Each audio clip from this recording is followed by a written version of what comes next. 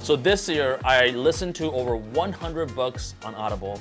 75 books were new books, about 25 books were rereads. And in this video, I'm gonna tell you the 6 best books that I read that I think you guys should check out right now. So most of the books that I usually listen to tend to be like science, nonfiction, history, those type of books.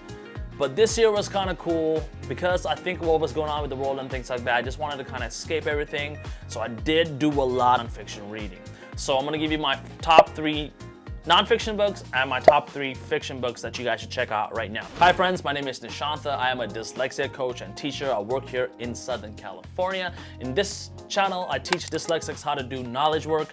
Basically, that's how to use your dyslexic mind in order to become more creative, more productive, and become more successful in all the things that you want to try. So let's jump right into it. The first book that I recommend is The Alter Ego Effect by Todd Herman.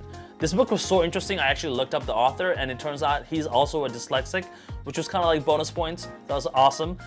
Basically, what this book is about is it's the step-by-step process to create an alter ego that allows you to become a better performer at whatever it is that you want to do. So you know how Bruce Wayne created an alter ego called Batman in order to like help him fight crime. Beyonce Knowles created this character called Sasha Fierce that enabled her to go on stage and like fearlessly sing and like dance and do all the things that made her like a amazing artist.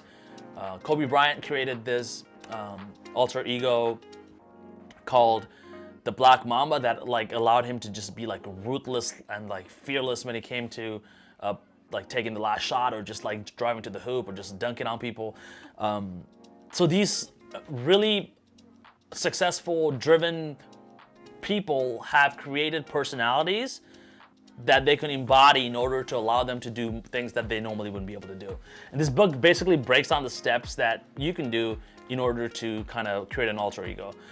And I kind of realized that I was doing this too when I was when I was first starting to teach. I created this guy called Mr. U, and he would wear like this like lab coat, and whenever I wore this lab coat, I would like kind of embody this like Mr. U.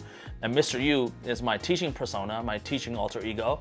And how I created Mr. U was I took Richard Feynman, Bill Nye the Science Guy, and my favorite science teacher from when I was, in school, and I kind of combined these personalities together to create Mr. U. And like when I'm Mr. U, I don't feel like, I don't feel like myself. So whenever situations come up, I'm able to kind of embody what Mr. U would do, and like.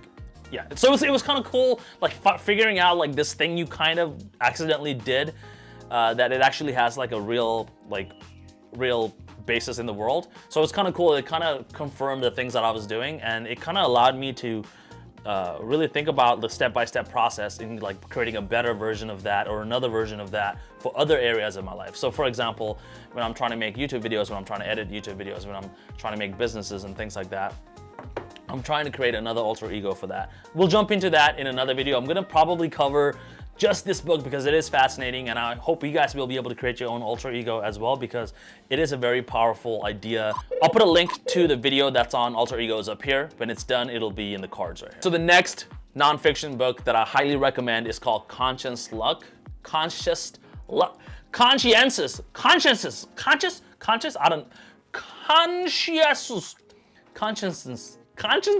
Here, you guys read what this says. What does it say? This book called Conscious Luck by Gay Hendricks. This book is really cool, and it kind of breaks down the mindset around good luck. And at first, when I read the title, and I was like, man, this book is kind of woo-woo.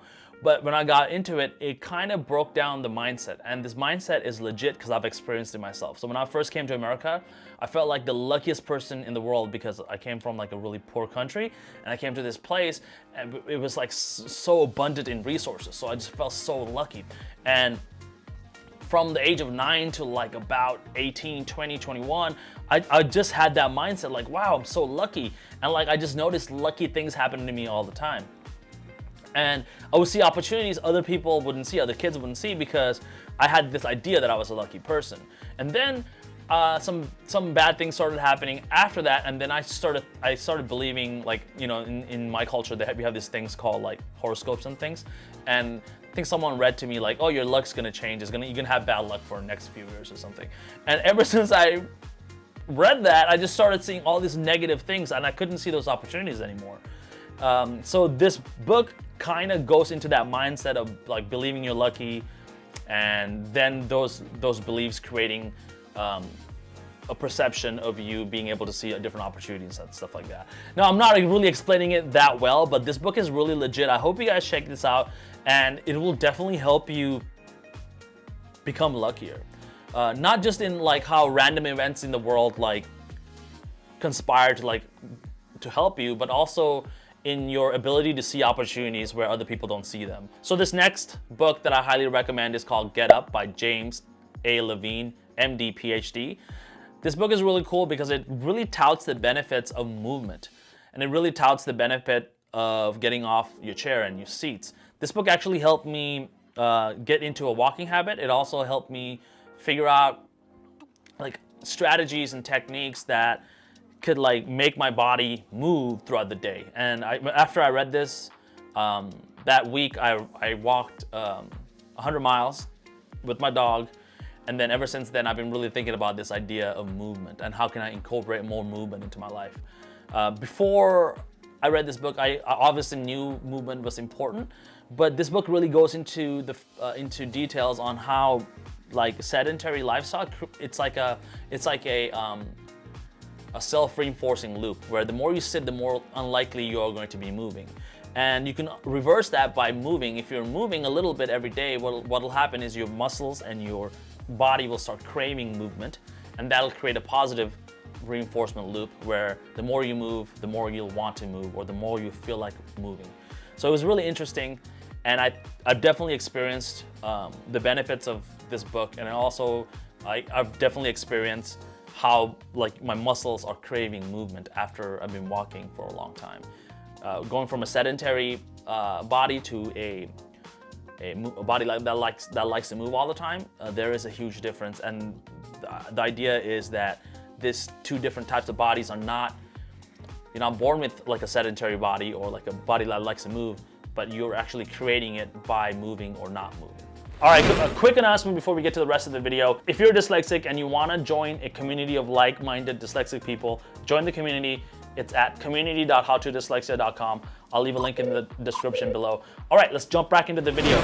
Let's move on to the top 3 fiction books that I read that I loved this year. So the first fiction book that I really enjoyed this year was called Rhythm of War by Brandon Sanderson. It's the 4th book in the Stormlight Archive. This book was really long, but it was really good. I think it was like 68 hours long or something, but I enjoyed every second of it. Brandon Sanderson is pretty much like the best fiction fantasy author alive right now, and he writes a lot of books. I was about to say plethoric, but that's not the word. Plethoric? There you go. Plethoric. I'm gonna put the spelling right here so you guys can actually see it.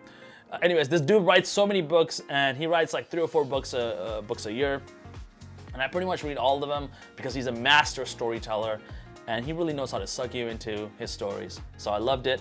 I don't want to give you any spoilers because this series is so dope and legit. You guys should definitely check it out. It's called The Stormlight Archive. The first one is called The Way of Kings. Oh my God, this book is so good, you guys. Another really cool thing about reading Brandon Sanderson's books, especially this series, is they're really long, so your Audible credit goes a long way. So most of these books are about 50 to 60 hours long. So you can really get your money's worth. So the next fiction book that I highly recommend is called The Midnight Library by Matt Haig. And this book was really cool because it was kind of like a time-traveling, paranormal type book. But the really cool thing about reading this book was it made me feel really grateful for the life that I was living. And usually I read books to learn things and to be entertained. But this book was a little bit philosophical, and it helped me, it helped put my life into perspective, because when I was reading it, I was not in the best place psychologically because of everything that was going on in the world and everything that was I was not able to do in life and all the bad things that was happening to me. But after reading this book, it really helped me change my perspective and see the world in a new light. And I don't really, out of like hundreds of books I read in the last, couple of years, this is probably one of the most impactful books as far as helping me see the world in a different way and see myself and my life in a different way. And that's a really powerful thing. And the book was really interesting too, and like entertainment. I couldn't put it down. It was that good. So check it out. I hope you guys like that one. All right, so our final book recommendation for this year is a book called The Last Tribe by Brad Manuel. This book was really good. It kind of follows a family as they're trying to survive the aftermath of like this epidemic disease that pretty much killed everybody. But this family have a special gene or something that kind of made them immune.